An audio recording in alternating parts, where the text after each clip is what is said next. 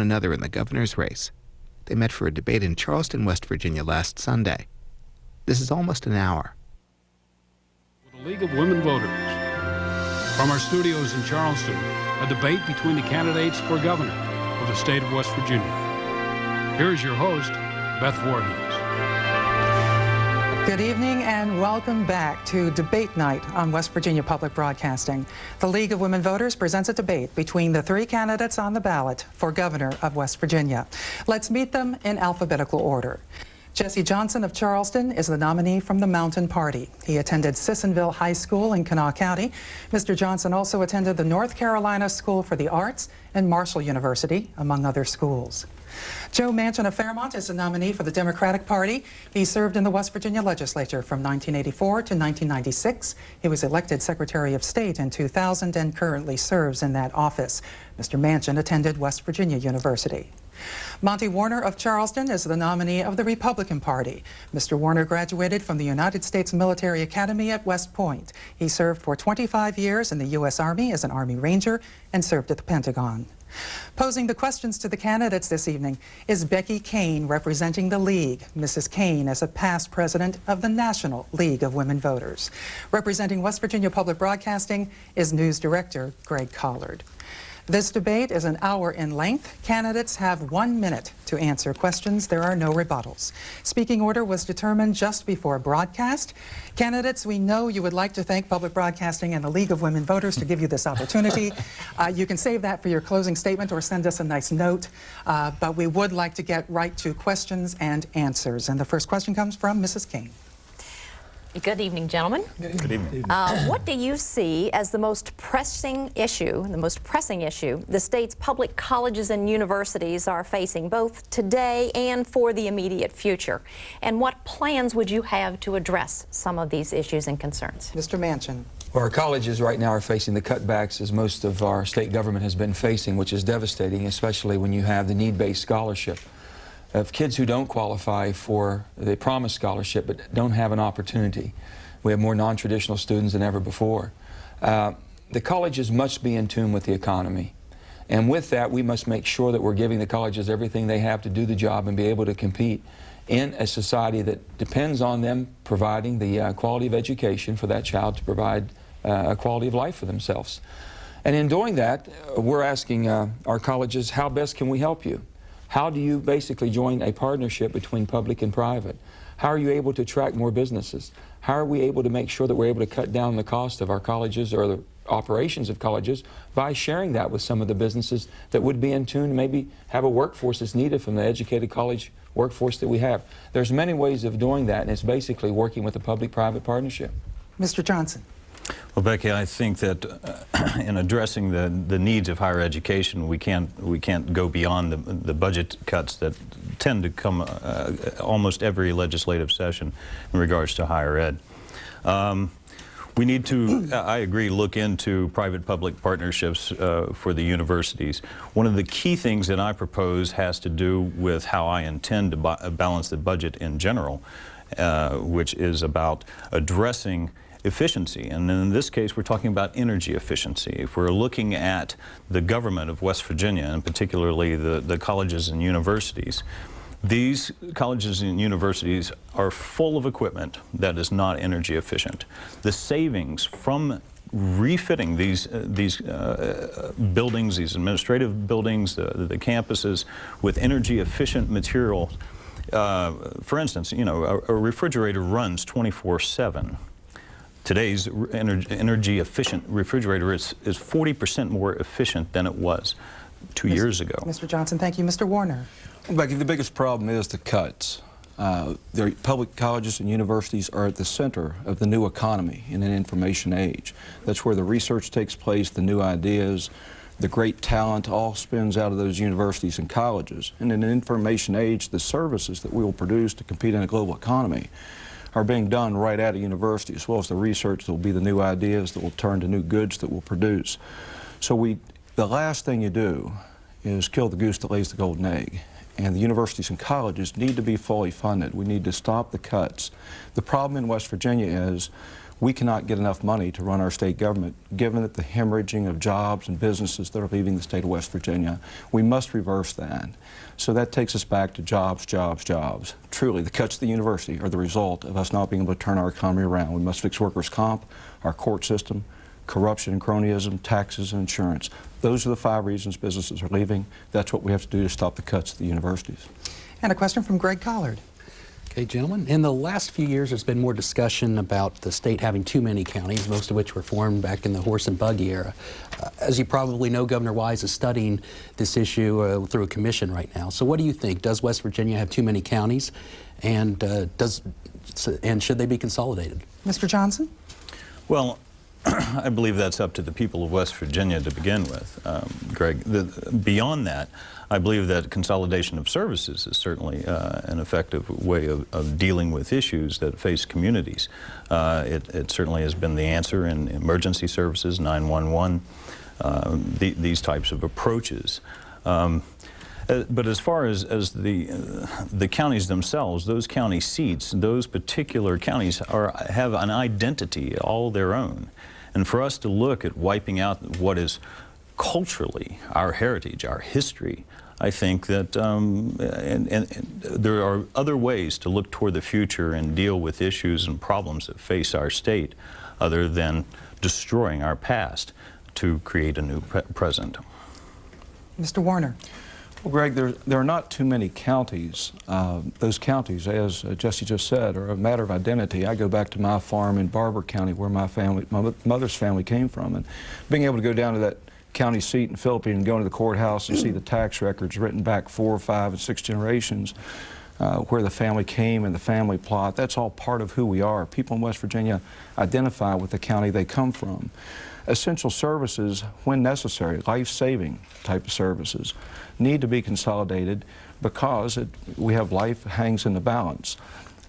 Parts that I look at counties, which we have to take a look into the counties, is when we have a structure within a county, say a county that has gone awry, gone astray, and a county prosecutor is not doing their job or doesn't have the resources necessary to pursue the corruption in that county. We need to have state powers to be able to move into counties and fix problems, and especially where we have rampant corruption. Mr. Manchin? We have 55 counties, and we're going to continue to have 55 counties. What we're talking about is how do we have a more cost-effective government in 55 counties by sharing services. As governor, I can make that happen basically by setting the standards of our economic development. If we're going to assist in the regions, we have 7 different vibrant regions in the state of West Virginia, and we're going to help, then we can mandate that shared services be applied, and people start using the economy of scale in order to do that more effectively. We're limited on the dollars we have, so we've got to get the biggest bang for our buck, and that is by saying we will work together. This makes sense in this region, this makes sense in that, whether you're in the Northeast or in the Panhandle, Eastern Panhandle, if you're down in the southern tip of the state, wherever it may be. But we're going to do and apply the common sense approach to the money we have. We're going to insist that you use a common sense approach by sharing the services. It's done in Research Triangle. Raleigh-Durham's had great success. We can have great success. And a question from Mrs. Kane. Tourism in West Virginia has become one of our fastest growing industries when we talk about economic development, and of course it is highly dependent on our natural environment. What is your plan to assure that the quality of West Virginia's water, air, land are and remain a foundation of a sustainable statewide tourism industry in West Virginia? Mr. Warner. Well, Becky, tourism is very important to us, and natural beauty is who we are, this wild state that we come from and the beauty that's here. When we look at the environment, we need to look at what can we do to make sure that the state's laws are enforced uniformly across all users. What we have found, and we have good standards in this state, and in exercise we try to police those through our DEP. What we don't have is uniform policing of those laws across all users. We have a situation in which some users buy their political influence fair and square, and they own their political influence in such a way that they don't get policed by environmental protection. No, we will uniformly apply the law. We will execute the laws of this state, and we will have a governor that makes sure that everyone that uses the state abides by the law. The special interest and the particular people who continue to abuse this state are going to be brought under the laws of West Virginia, and I'll be the governor to do that. Mr. Manchin. Tourism is the window of our economic success. It's basically our chance to show off who we are as a people. And with that, we're going to protect that. The legislature took great strides in protecting our water, identifying that we own our water. We're going to make sure our water is used for the benefit of West Virginians, not for someone to take it or pipe it out. We're going to make sure also there's a harmony and a balance between the environment and the economy, and I think that can be done. We know what we can and can't do. We have to enforce our laws, and we have to make sure that the fines and penalties are stringent enough that no one will continue to do it, and we will be able to police and make sure that the people that have been the perpetrators are stopped. With that being said, every area of our state, again, and our regions are different. Some are more towards the tourism and attract. We have the second largest homeowner state in the nation. More people are buying land, want this quality of life. We have to make sure they bring their businesses, the new cottage industries, the new technology industries, that can be operated in a different environment than ever before. Tourism leads towards that, and we're going to make sure we protect it. And Mr. Johnson. Well, certainly tourism is indeed a quality of life issue. And if you look at simply, it also makes economic sense. If you look at the Lockwood study that recently was done by the Department of Tourism, you find that every dollar invested by West Virginians, they got $9 in return. Unfortunately, in every category, there was one thing that we scored very low on, and that was entertainment. We have to focus on entertainment. In my opinion, that is bringing more film and television to West Virginia, which has tremendous economic impact for the future of this state. We need to bring our park systems, which frankly are somewhat in a shambles right now, and I have a plan to address that, into the black. These parks are our heritage and the heritage of our children. Also, our Civil War and other historical sites need protection and need to be developed to their fullest extent to promote tourism, and that's why I have a plan for a new economy based on intellectual properties. Thank you very much. Candidates, you can take a breather. This next round is called a topic forum. Less formal than questions and answers, this segment is meant to be a conversation between yourselves and our panelists, and we'll split these forums into 3 7-minute segments. Let's begin with Mr. Manchin. Any issue you'd like to discuss and put on the table? Absolutely. Jobs. Changing the economy of West Virginia. I do have a plan. We put a plan out there for everyone to be able to study and review over the period of time that I've been running for governor, and it's called West Virginia Open for Business. And we have to look at this. This is a state, and I've said this and I will continue to say it. I'm asking to be elected. And basically you can look at that as a CEO of a corporation called West Virginia. We have 44,000 employees. We have about a $10.83 billion cash flow that we'll be responsible for next year. And with that, I look at, we have 1,800,000 stockholders. We're all invested in this state. We pay taxes. We want to see a return. We want people to be able to invest our taxes wisely for us and give us the services that are needed. So we've talked about this. We've laid out the plan. Health care. When you think about health care and you think, well, if you're old enough, you have health care. It's called Medicare. Unfortunately, if you're poor enough, you have some form of health care called Medicaid or welfare. Usually, if you're a child of 18 years of age or younger in West Virginia, you have a health care called the Federal CHIPS program. But if you happen to be working, chances are you don't have health care or you can't afford it. Now, there's something wrong with that, and the richest nation in history has ever recorded, that the people who need the protection, the working people that are paying the bills, can't afford it. We have a plan for affordable health care. We've looked at everything that needs to be looked at so that we can make sure that we can compete.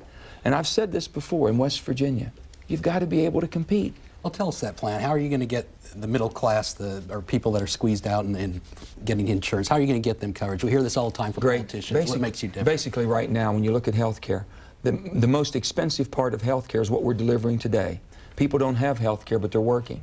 They have a chronic illness that becomes a serious illness, and they end up calling emergency squad late at night, going to the emergency room at the highest cost of delivery. We have primary care centers. We have family practitioners. We can work through a contractual basis in the regions where people live and they work, that we will have a gatekeeper point of entry at a very low fee that people can afford. And this is something we have to do, is prevent these serious illnesses. Then we have people that rely on workers' comp as their form of health care delivery. Well, the trend now seems to be that... And anybody can hop in. We can all jump, jump on. The trend now seems to be that in terms of health care is that the young and the old are covered, as you've mentioned. And it isn't even anymore now the working individuals that can't afford it, but there seems to be a bulk, an increasing class of people, say 50 to 65, who have been laid off, who have lost their jobs, who now don't even have a job to support entry into it, and that seems to be the critical component. How would you deal with that age group? Not only them, but often their spouses and other family members have no health care. Again, the young and old can get it, but it's that bulk of the people with no jobs between 50 and 65. Well, basically, you have, if they do have a job and they lose a job, you have COBRA that'll take them up to 18 months. And then we have assistance program, and that's one of the 5 plans. Basically, it's making it available. We have to work towards preventive care. And we've not done that. When you look at the different statistics that we are for obesity and all the problems. If I have no money to pay the doctor, then how do I get preventive care? Well, I'm sorry. Well, that needs to be factored into the system. I mean, if we don't vote for change on a national level and elect a president that is significantly interested in health care, then we as the heads of state in that regard, we have to take this issue very seriously. Whenever our aging population, which I also refer to as our broken family, our aging population is classified as the working poor. In other words, they're not getting the retirement that they planned, or by virtue of companies and special interest monies coming to bear, they're not getting the retirement plans that they intended to have for the rest of their lives. It leaves a big hole in our system and in our state and for its people. It's fascinating to me. I mean, Joe threw out the issue of jobs, and we all agree that jobs are important. But we can spend 3.5 of the 7 minutes given with a red herring of talking about health care. And you're exactly right.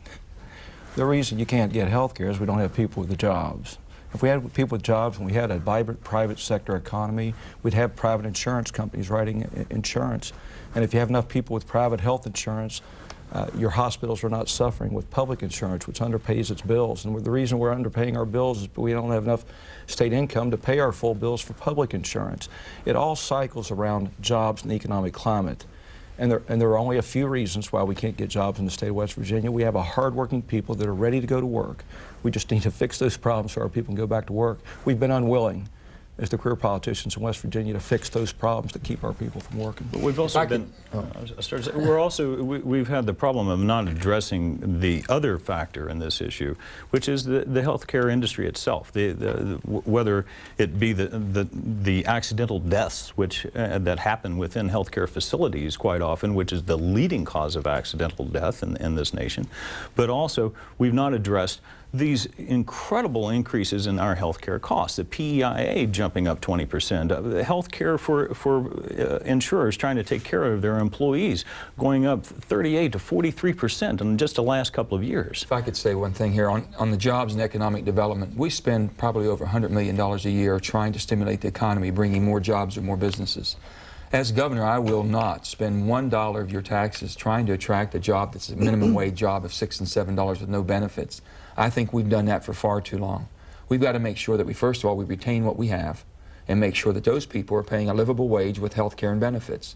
Any job we attract that should fit in West Virginia must be a livable wage with health care. If not, you pay twice for that, and we can't afford it. Should tax credits then continue to be given to these low-wage job providers, like telemarketing firms? I know, I've never been in favor of that. I do not think that stimulates the economy whatsoever. It has to be a benefit job with a livable wage with benefit package, including health care. For us as a state to invest your money, if I'm the governor of West Virginia and I'm investing the people's money, I've got to make sure I get the best return I can. Investing it into a job with no health care benefits means that we pay twice. Can't afford to do it and won't do it. No job is going to be attracted to West Virginia if we don't fix the problems to keep them from moving here in the first place.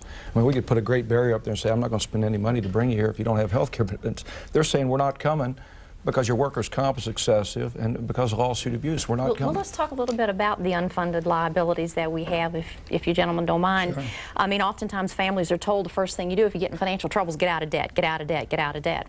It seems that much of the investments that we make now, if you look at our per pupil spending on education, goes to unfunded liabilities. Are there ways to address that? Actually, we're out of time for this particular topic, but that's a great question. That's a great one. Mr. Johnson, go ahead and put something on the table for discussion. Well, certainly the key issue as far as the state that affects the lives of each and every individual in the state is the need for a new economy. I have a plan for a new economy that basically, we're not talking about spending taxpayers' money. We don't have to spend money that we have not collected. We can spend money that we already have in better and more efficient manners. That follows as well into what I was talking about, balancing the budget. I intend to balance the budget in 1 year's time. But and I will. I'm sorry. The state has a balanced budget. It's balanced all the time. It's already balanced. It's in law. I understand that, Okay. but we have deficit projections on a constant basis between 127 to 147 That's true. We have million budget dollars. holes. Yes, we do. Exactly, and EIA, workers' comp, everything in a year? Well, as I said, through energy efficiency, if we take division by division and starting with the West Virginia's public school system and address these, as I said, these ticking bombs, which are refrigerators and hot water heaters, that if you look at what this state spends, $209 million per year for energy. We can cut that by 30 to 70%. That sounds staggering, but it's a fact. As I said, a refrigerator is 40% more efficient today than it was 2 years ago. How many refrigerators in most of these buildings and schools around the state have refrigerators that are even that new? These are tremendous advances. But back to what I started with the new economy based on intellectual property that I want to proffer is if you look at just tourism, once again, and which is something that I want to focus on, I believe that our greatest opportunity in this state is twofold.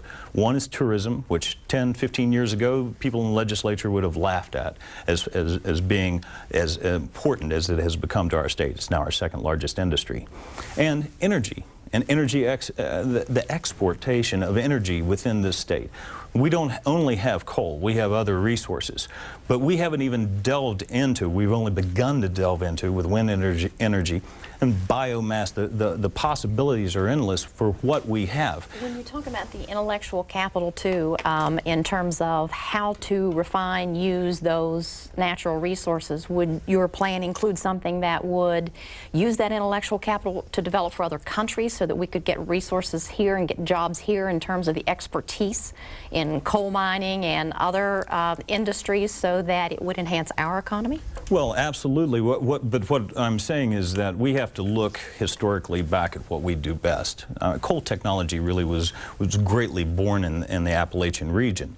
You know, if 80 years ago the Japanese and the Germans were powering their military armadas with liquid fuels made from coal, why can't we do it today?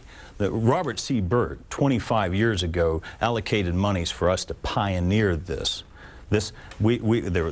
Concrete was poured toward Morgantown, and the Reagan-Bush administration came in, and suddenly it stopped. Now that was when oil was $25 a barrel or less. Now we're in a whole new situation. Almost daily we're reading that oil is topping a whole new high each and every week. Certainly each and every week. So this energy is on the table here. I just want to get other people involved in a discussion about energy. Clean coal technology, both gentlemen running for president right now put clean coal technology, knowing that it's the only resource that we have known quantities of. West Virginia should be the energy capital of the Northeast, and we will be. Absolutely. And we can do it with clean coal technology. We can also do it by repowering our transmission lines with new superconductors and ceramics and things that we can do much more efficient without harming the environment. If anything, it makes the environment much better. There's $3 to $5 billion going to be spent in West Virginia from AEP and Allegheny just upgrading their old system. AEP is going to build a new coal-fired plant with the latest of clean coal technology. I want it to be built in West Virginia. That new income coming to the state of West Virginia could be towards our debt reduction, taking care of our workers' comp, taking care of our teachers' unfunded liability, which we're spending. Last year, $345 million went just to satisfy the debt of teachers. The teachers' retirement unfunded, not even touching the workers' comp. We've got a lot to do, and we've got to grow, but take advantage of what we have. Energy is something that's natural for us to do, and we can do it better than anybody. Mr. Warner, jump on in here. Well, it won't be built in West Virginia because we won't fix workers' comp. We won't fix our court problems. We won't go after corruption and cronyism. As we've seen the model forever in this state of a resource extraction-driven economy, it'll be shipped right over the border, and the spring water will be bottled in Virginia. The wood will be shipped somewhere else to be turned into furniture. The coal will be shipped across the border to a clean coal site overseas or next door in a neighboring state. And it will happen because we won't fix workers' comp problem here in this state. No, we're going to fix workers' comp. We must fix lawsuit abuse. We must go after corruption. That's what we have to do. And we can talk about that. If energy is easy, we'd already be doing it. It's not easy to do here because we won't fix the compelling problems that keep jobs from happening in West Virginia. Well, there are other approaches as well we need to consider. We need to look at having transferable tax credits to transcend from an old school technology to a new school manufacturing base. We need to enable these energy dinosaurs, basically, within the state to transcend into far more efficient energy producers that do not leave the people of this state liable for acid rain pollution that's killing the oceans and the Adirondacks that you heard about last Wednesday on the CBS Evening News. And they specifically point out West Virginia's coal production and our pollution as far as our energy production is a smoking gun. We've got to look beyond the curve. We've got to address these issues, but with forward-thinking approaches. That's not been done historically. You know, they spoke, I think it was mentioned about water, and I was so pleased with the legislature taking an active part last year and saying that identified the water belongs to the people of West Virginia. First of all, the power plants need water. Since we own the water, it gives us a good selling tool to try to make sure that new power plant's built in West Virginia. We have a lot of advantages. Monty's absolutely right. So isn't Jesse here, and we talk. We've got to fix what's wrong, and we all want to do that. And we all have a plan to do it. Might be a little different, but we all have a determination and a plan to do it. But still, yet you have to play to your strengths. In West Virginia, when you look at our water, why aren't we attracting the canneries and the different things in food processing and the bottling of water and all the things that should be in West Virginia? All right, we're done with this topic for him, and now it's Mr. Warner's turn. I think the Sunday Gazette Mail hit it right on the head this morning when they said, yes, it was jobs, jobs, jobs, and it remains. We all know that we have to bring jobs to turn the economy around, Beth, but I think they hit it right today in Eric Ayer's article. And since he was the one who stayed on the Jerry Mezzatesta case until such time as we got some resolution with what was going on in Hampshire County, I think Eric Ayer has it right that it turns to ethics, ethics, ethics. We have a deep-seated culture of corruption and cronyism that has grown in this state to the point that it is almost seen as the norm, the expectation. We see it in fraud in insurance claims. We see it in fraud in workers' comp. We see it in voting election problems in certain areas of the state. We see it in the Jerry Mezzatesta mess in Hampshire County.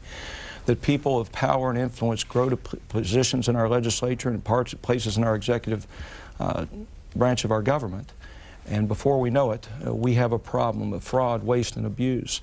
Now, the state pays a heck of a tax to pay for that level of fraud, waste, and abuse. There's a reason why we're the 8th highest taxed state in the nation.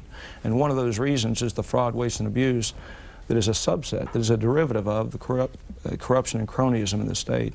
Gaston Caperton made a big step forward when he took office and put into place an ethics commission and gave it teeth. And the legislature voted to give it teeth with the power to independently investigate. And that is the key to any ethics commission being one with teeth. Now, once it was gutted by the legislature in 1990, and Senator Joe Manchin was one of those who voted to gut that, 14 years later, we reap the bitter harvest. And we page day after day after day, we get an F rating by a national organization that looks at the conflict of interest that exists within our government that leads to that level of fraud, waste, and abuse. So it does turn to ethics. No business is going to move to West Virginia where it has to buy and pay its political influence so it can operate. They're not going to do that, and they're not going to pay the 8th highest taxes in the nation in the corporate tax. What would you do to restore the trust and confidence then in government? Well, I think the first thing is to go right back to where Gaston Caperton was in 1989 and do pass. Put the teeth right back in that were taken out in 1990. Give the Ethics Commission the power to independently investigate, even anonymous complaints, because in anonymous complaints, I was the Inspector General for the West Virginia National Guard for 2 years.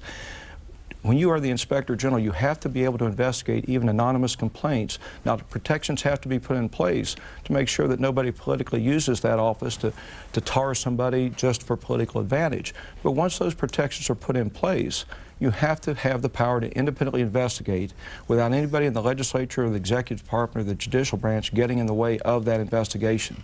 And we need to do that immediately. There's other things we need to do, but we have to clean up our purchasing and contracting. We have too many sole source bids and non-competitive bids, and those state contracts and purchasing tends to go to the same people that are politically connected. We talked about political connections before, and certain people operate in this state and never get looked at by the state through regulation or inspection by DEP or other things. No, we're all equal before the law. Ethics is on the table, gentlemen. Well, I'm sorry, Greg. I was just going to say that article also referred to Mr. Manchin's plan having a lot of details. And a lot of things you mentioned was mentioned in his plan too. So I'm curious, what is the difference between you two? Well, my plan is I do have Mrs. Johnson, be sure to chime in here as well. On that, I think that we do have a plan. We put it out there for everyone to see. We've worked on that plan. We want to go further with that too and putting a blue ribbon panel together, because I voted with Gaston Caperton as he was governor. He came into office and we put in an ethics commission. The vote he's talking about was a 34-0 vote, of 34-0, so it was basically staying in line with whatever the governor at that time, who had the mandate of the people to put the plans that he wanted enforced in the legislature, the Senate voted along 34-0 lines for that, both Republicans and Democrats. Now, with that being said, what can we do now? You've got to move the Ethics Commission out of the umbrella of the legislature or the governor's office. It needs to be like an untouchable, basically, over in the judicial, where the budget can't be overshadowed or overseen. With that being done, it has to have full accountability, and everyone reporting must be made to report their holdings, whatever it may be, and accountability that puts back into that so that they have investigation and prosecution powers. Absolutely. And our plan details that, and it was said it was a detailed plan, and we intend to do further and much more about that. So what are the differences between your all's plans? I'm not sure that our viewers understand the differences between you two, between all three of you. Well, I'd like to add that I missed my plan in that article once again. And I thought that was a particular interest since I did get the Citizens Action Group of West Virginia's endorsement in regards to ethics. I agree that with both of these gentlemen about what you were referring to in regards to the investigative powers. However, I think that one of the other things that has to be addressed, we have to look at why in 2002, 62% of the voters of West Virginia did not show up at the polls. Why is that happening? I've gone out in this state and I've talked to people. They are disenfranchised because they don't believe in the government. They believe that everyone in government is a crook. And we have to address that. That's our responsibility to address it. And to begin with, we have to take special interest money. We have to take money out of this equation. Lobbyists need there's no disclosure as to how much they make or where they get their monies. They also shouldn't be making contributions to candidates when they're running for public office. I mean, these are key, very simple steps that change the entire equation when it comes to money and politics. There is no money in my politics. That would include the Citizen Action Group, which has registered lobbyists as well. That's true, but I get absolutely no money from the Citizens Action Group whatsoever. They simply endorse me because they believe that I have a plan that is ethical. And as I said, I have no special strings attached to me whatsoever. I don't have the money. I'm relying on the voter to realize that what they have is the most powerful tool. It is a privilege that they have earned by virtue of those who have served in the military, our fathers, our brothers, sisters, fathers, mothers, our grandparents who have fought and bled and died on the battlefield, to give them that privilege to cast their vote. And remember that always these special interest groups will spend any amount of money, and that's being proven in these races that we're seeing around today, across the nation as well as right here at home. They will spend any amount of money to influence your vote and get basically the citizenry to vote against their own best interest. All right, thank you, Mr. Johnson, and thank you, candidates. That concludes our topic forums. We'll return now to questions. Candidates, you have 1 minute to answer, no time for rebuttal. A question from Mrs. Kane. In West Virginia, women outnumber men by 60,000, and about 32,000 women are business owners. In view of these demographics, how will your administration, should you be elected governor, take women's needs into account in terms of our numbers and entrepreneurship? Mr. Manchin. Well, women play a significant part in all of our lives from the standpoint of the productivity that they put in this economy. They truly are, and the businesswomen that we have, not only in West Virginia but in this entire country. Basically, everyone should be treated equal, men and women alike, in business, whatever walk of life they have, and basically the opportunity should be made available to all, whether it's the small business loans, whether it's the health care plans that we've put in place, whether it's the whole economic plan, to have the same opportunities. Anything that we can do to assist it, basically, that would lend more towards a woman in a business is something that we have to promote. We have a lot of our cottage industries that have done extremely well. Most of them are women owned. We have an awful lot of technology that women excel in extremely, and that's going to be the whole key to our future economically, as far as expanding on our technology and ability to have more technology and attract it in West Virginia. Mr. Johnson? Well, first of all, we need to get women to the polls. Women, and particularly younger professional women even, are those who are not showing up and voting. And they need to get involved with their communities. That they drive their communities from basically a more covert, but not the overt of taking place and being leaders in the community. We are not electing enough women in office, and when we do, they end up being vilified and targeted. It's extremely unfortunate. We have to address the fact that most of those new businesses, and majority of businesses, small businesses in West Virginia, are owned by women that are trying to transcend the position that they are in their lives, and most of the time they are single mothers often, and they need to be paid an equal wage for equal work. That's absolutely number one. Mr. Warner. We need change, and we need change badly. The culture of corruption and cronyism, a legacy of our past, tends to be one in which the good old boys and the bubbas take care of one another. And I emphasize the good old boys and the bubbas. Women are a force, and they are good, and they are vibrant. My grandmother was one of the first businesswomen in her county. Zelma Payne McCoy had a store. In 1926, she got her voter's registration card, and she was a woman, and a very progressive woman. But they have to be nurtured, and we have to change the culture in this state. I'm very proud to be on a ticket with Betty Ireland and Lisa Thornburg running for statewide office, a party of opportunity that sees that everybody has a place in this state. Our party is full of candidates of both genders, and this is a party that represents the true change that West Virginia needs to get away from the good old boys and Bubba. A question from Greg Collard. A timber company now owns a good chunk of Blackwater Canyon, and a group working to preserve the canyon wants to know where you guys stand on this issue. So let's cut to the chase. Will you work to preserve all of Blackwater Canyon, and if so, how? Mr. Johnson?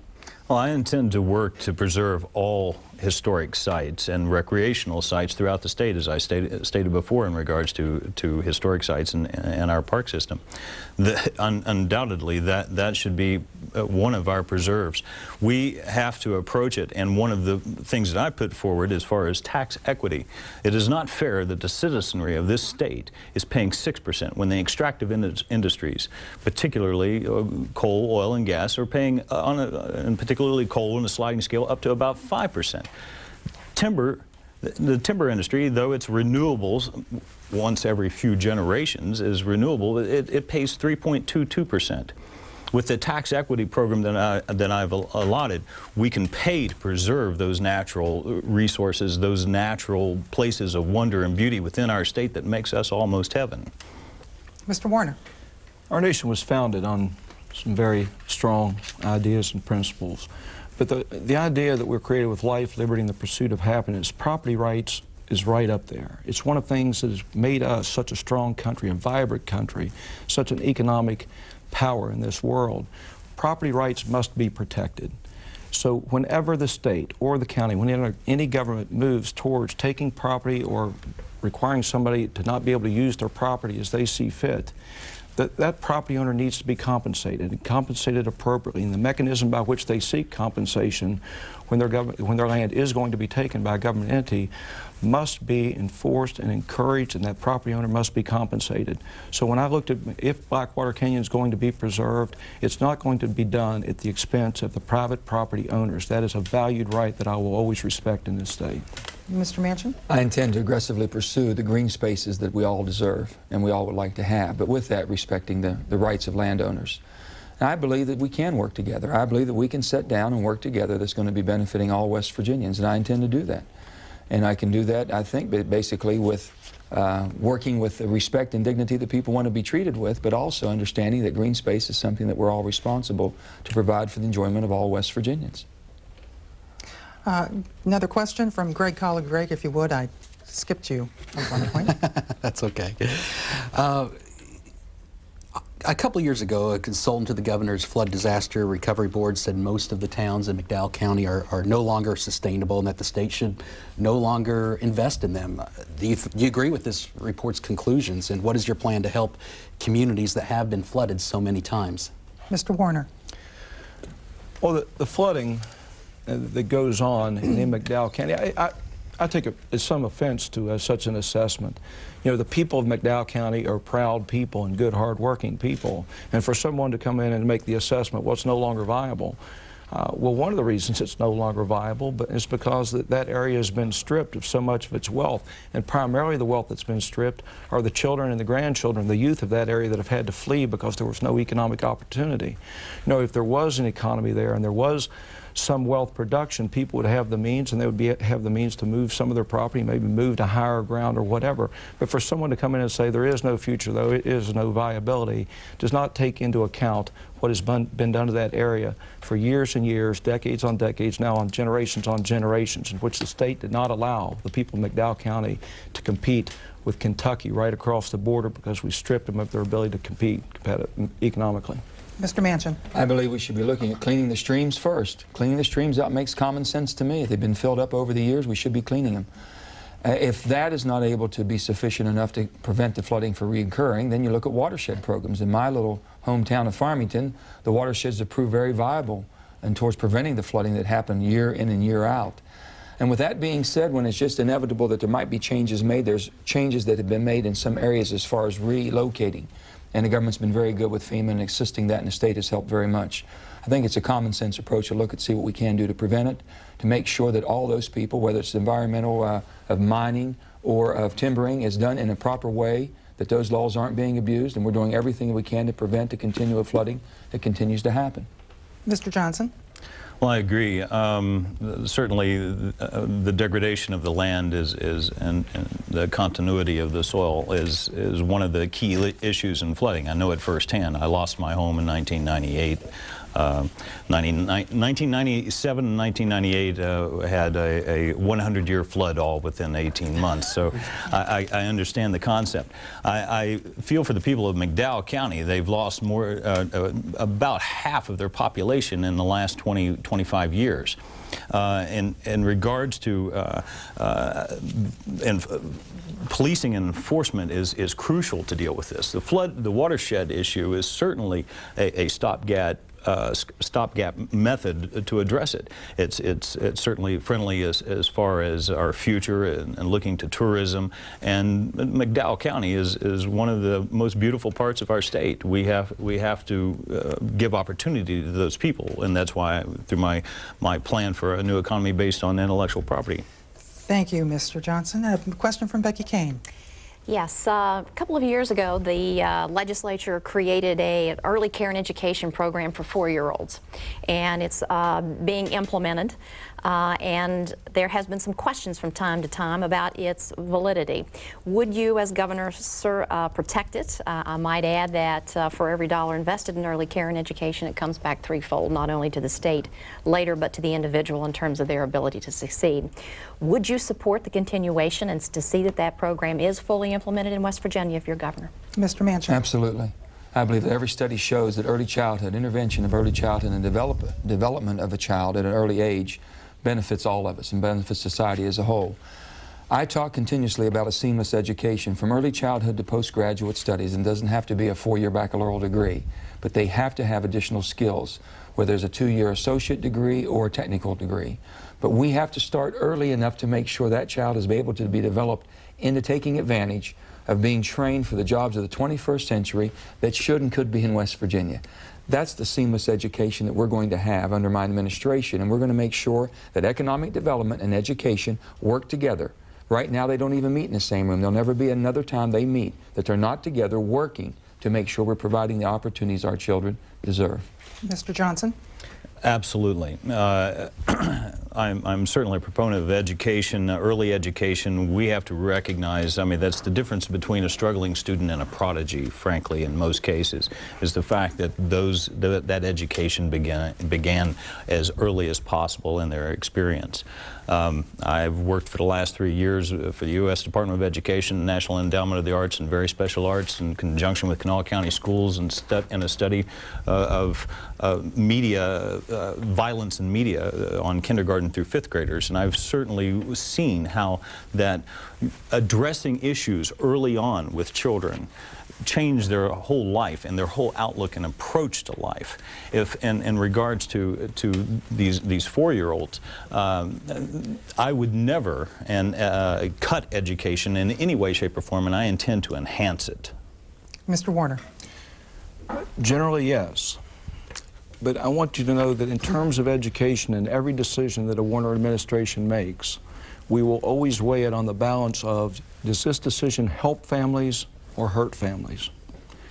And as we implement and try to execute the 4-year-old program, it's in the implementation and execution that we have to seriously question at times, does this help our families or hurt our families?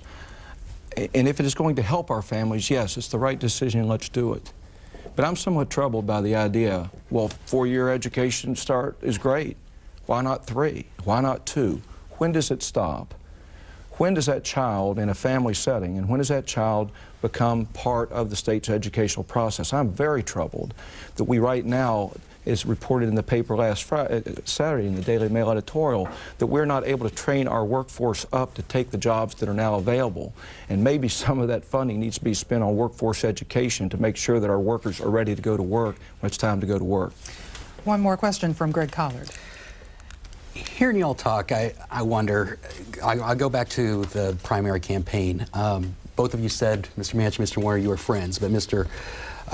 Warner, you've called Mr. Manchin, you try to say he's connecting to people involved in vote fraud in Logan County. You've called him a draft dodger, a liar, and you know, Mr. Manchin, your campaign made some charges of your own on Friday. So I'm curious, what's this done to your friendship, or is this just a big game? And I'd like, Mr. Johnson, for you to just comment on what you think of these two going back and forth. And Mr. Johnson gets to comment first. Well, I think it's one of the unfortunate aspects of politics. I think that the more that we look at taking money out of politics, the less of that we'll end up with. Because, unfortunately, that's really what it all boils down to. All the mean-spiritedness that I'm seeing spewed through the media, on television and on radio presently is money that is trying to affect policy. And I think we made a huge mistake in the late 1800s giving corporations the rights of an individual. I mean, just look what that's done ultimately to our state.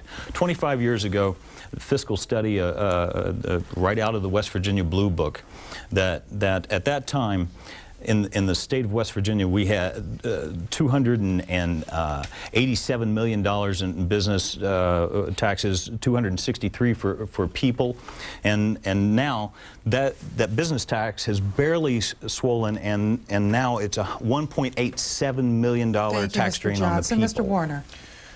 Well, Joe Manchin and I are friends, and Jesse and I are friends, and we're going to be friends after this election's over. But this is an important decision for the state of West Virginia as who is going to be the governor, who's going to be the executive of this state.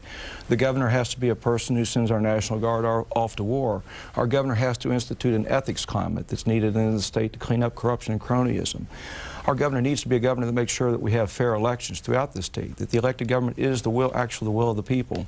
In all three of these areas, in terms of public trust, I have a problem with actions in the past of Joe Manchin and his demonstration, his inability to be able to act with a position of public trust as it relates to being the governor of the National Guard, the governor that's in charge of ethics and fair elections. So those are an issue. We have two different approaches on jobs and how we're going to bring jobs, but I think he needs to answer the questions, the challenge whether he deserves a promotion or a pink slip as regards to elections and ethics and not serving in Vietnam in 1970. Mr. Manchin. Monty's brother, the U.S. Attorney, said this is the cleanest election, not in the last 5 or 10 years, but in the whole history of West Virginia. Under my watch, and I'm very proud of that. We've been very much involved, and we're continuing to work very hard and diligently towards that. The accusations that are made, I've made a commitment. Monty came and spoke to me, and he said, we'll make this an election that everyone can be proud. I'm going to honor that, and I've been speaking positive about my campaign, what we can do for the state of West Virginia, how we're going to change the state of West Virginia. I put a plan together that's very positive. We haven't spent one penny talking about another candidate. We'll not. We're going to tell you what we're going to do for West Virginia. If you give me the chance to be your governor, I'm going to tell you what we're going to do and how we're going to do it together. We brought more people together than any other candidate has ever done. And we're going to work together with everybody in this state. I'm very proud of the opportunity they're giving me, and I look forward to the opportunity to serve them. And gentlemen, that brings us to closing statements. The speaking order for closing statements was determined just before broadcast. Candidates, you have 1 minute and 30 seconds to talk directly to voters. And we begin with candidate 1. Who drew candidate 1? Mr. Johnson. Well, thank you. I want to thank everyone here, and I want to thank you, because that means if you're watching this, then you're involved. You're involved in the process. And unfortunately, it's become very discouraging in our country and in our state, as I stated before about the poor turnout at the voters, at the polling in 2002. In West Virginia, we have an opportunity right now to take money out of politics. And when we do that, it will be the shot heard across the country and around the world.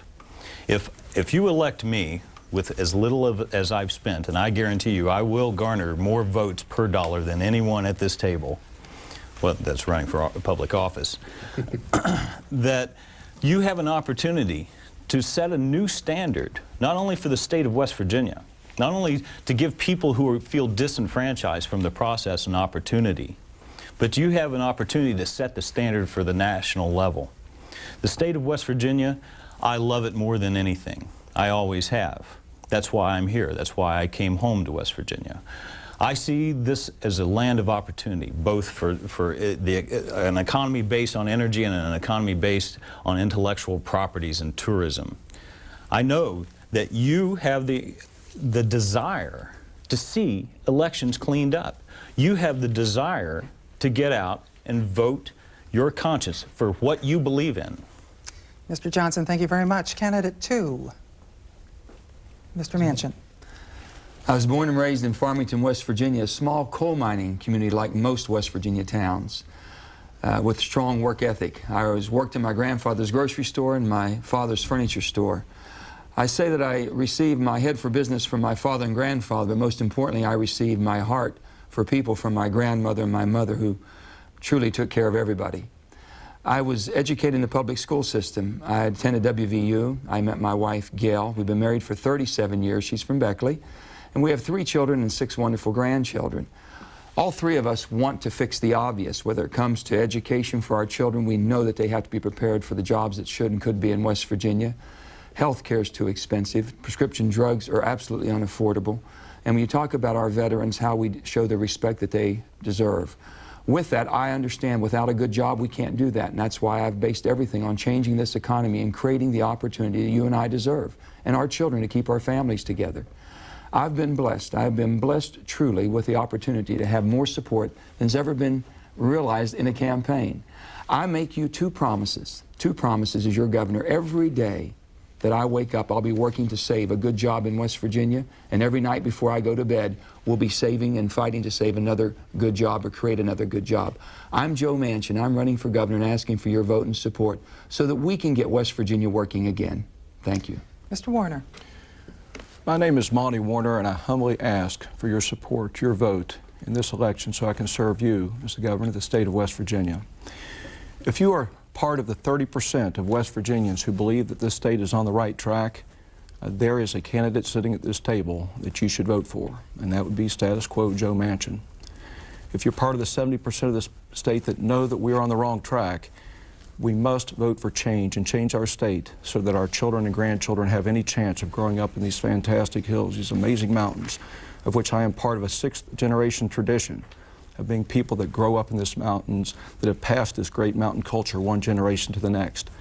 We're looking at the end of that culture if we don't change things now. Joe Manchin is a career politician. He's learned his lessons very well. He's all things for all people. He makes many promises about things.